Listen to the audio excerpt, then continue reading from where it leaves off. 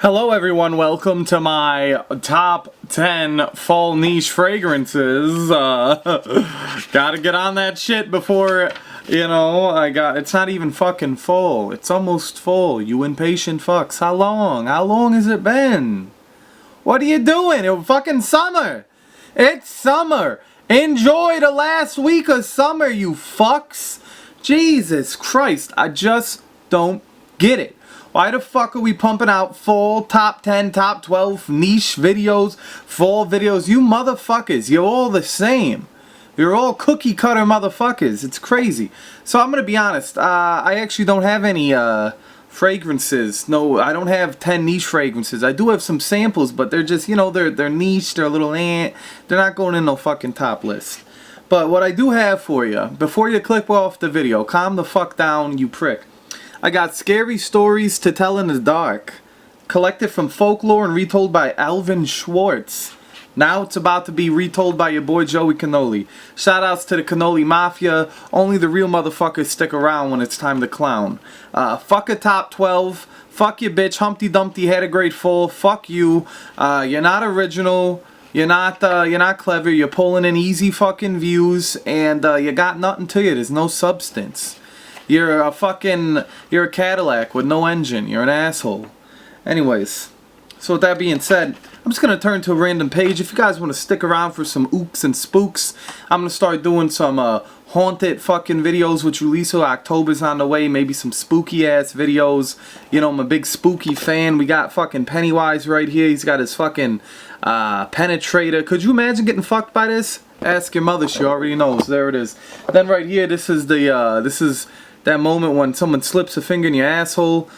Turn back now. So there you go. Notice I'm more gentle with my figures than I am with my fragrances. Or in the terms of Mickers, aka Mr. Mish, aka Amanda Knows Best, fragrances. Fuck you. So let's go. Let's get it started. This is called The Hook. Not to be confused with the HIV for the fucking HIV positive motherfuckers. Anyways. Donald and Sarah went to the movies. Then they went for a ride in Donald's car. They parked up on a hill at the edge of town. From there, they could only see the lights up and down the valley. Donald turned on the radio, found some music. But an announcer broke in with a news bulletin. A murderer had escaped from the state prison. He was armed with a knife and was headed south on foot. His left hand was missing. In its place, he wore a hook. "Let's roll up the windows and lock the doors," said Sarah. "I don't want anyone to hear you kicking in my back door." "That sounds litty as fuck, fam."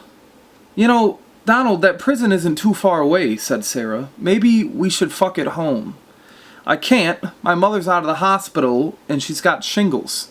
That stupid bitch." But it was only 10 o'clock. "I don't care what time it is," she said. "I'm hurtin' for a squirtin' and I just need one more nut for the night." "Look, Sarah," said Donald. "He's not gonna climb all the way up in here, dick you down like a fucking savage, and leave you covered in your own shit." "Donald, he could take that hook, break through a window, and kick in not only the car door, but my back door. I'm scared and I want to go home." Donald was annoyed. Girls always are afraid of something. Normally it's the BBC. As he started the car, Sarah thought she heard someone or something. Donald thought it was a queef. "Did you hear that?" she asked as they roared away. "It sounded like somebody was getting fucked long dick style," said Donald. "But I guess that ain't me, 'cause this bitch is scared." "Oh, sure," said Sarah. Soon they got to their house. "Would you like to come in and have some cocoa?" she asked. Donald thought it was just code for Netflix and chill. After all, he didn't get his nut out. "No, I have to go home," Donald said. He went around to the other door of the car to let her out. Hanging on the door handle was a hook. And that's it.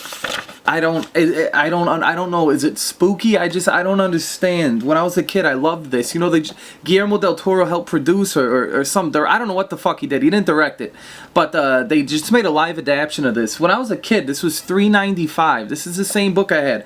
I used to think this book was fucking great. Just like I used to think a lot of fragrance guys were great, and then you realize they're just as boring as this fucking book is. But, let's read one more. Well, this is an iconic one. This is what happens when you eat ass. There it is. This is called The Haunted House. Very original. Almost as original as top 10 fall and niche videos. One time a preacher went to see if he could put a haunt to rest at a house in his settlement. The house had been haunted for about 10 years. Several people had tried to stay there all night, but they always would get scared out by the haunt. So this preacher took his Bible, went to the house, went on in, built himself a good fire, and lit a lamp. Sat there reading the Bible. Then just before midnight he heard something start up in the cellar. Walking back and forth. Then it sounded like somebody was trying to scream and got choked off. Then there was a lot of thrashing around and struggling, and finally, everything got quiet. The old preacher took up his Bible again, but before he could start reading, he heard footsteps coming up the cellar stairs. He sat watching the door to the cellar, and the footsteps kept coming closer and closer. I gotta be honest, this is just filler, so when people click on the video, they actually think that they're gonna get like a full video, but I'm just reading stories. Surprise motherfucker, what a treat. How original, right? The door shut back easy like there wasn't a sound. The preacher was trembling a little, but he finally opened the Bible and read a while. Cruising down the street in my 6'4", jocking them bitches, slapping some whores. Then the haunt started walking again, and step, step, step, up the cellar stairs. The old preacher sat, watching the door, saw the doorknob turn, and the door open. It looked like a young woman. He backed up and said, "But can you make them cheeks clap?"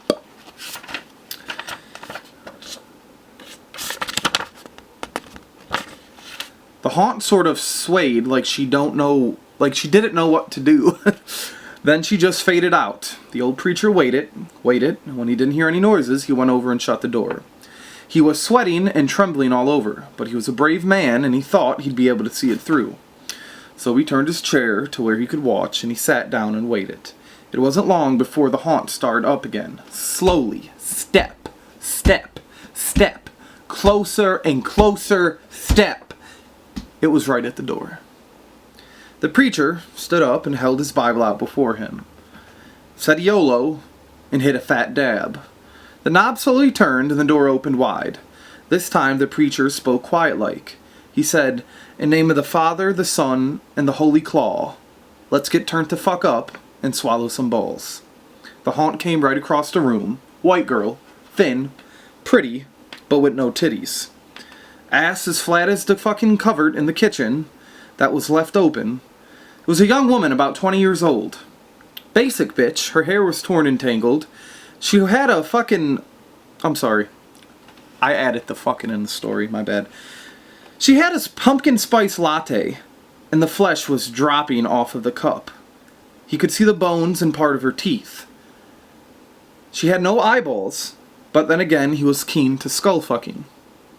There was a sort of blue light way back in her eye sockets, and she had no nose to her face. Thank God he didn't wash his balls. Then she started talking. It sounded like her voice was coming and going with the wind blowing. She told her how her lover had killed her for her money and buried her in the cellar. To her beloved White Claw. She said if the preacher would dig up her bones and bury her properly, she could rest. Then she told him to take the end joint of the little finger from her left hand and shove it up her ass. Next day, at the church meeting, he found out who had murdered her. She said, "If you come back here once more after that, you'll hear my voice at midnight. And I'll tell you where my money is hid, and you can give it to the church." The haunt sobbed like she was tired, and she sunk down towards the floor. The preacher found her bones and buried them in the graveyard. The next Sunday, the preacher put the finger bone up his ass. And when a black man happened to touch it, and the white man happened to lick it, the Mexican jumped up and rubbed and crapped and tore at the bone, trying to get it off. Then he went to screaming like he was going crazy. Well, he confessed to the murder and they took him to jail.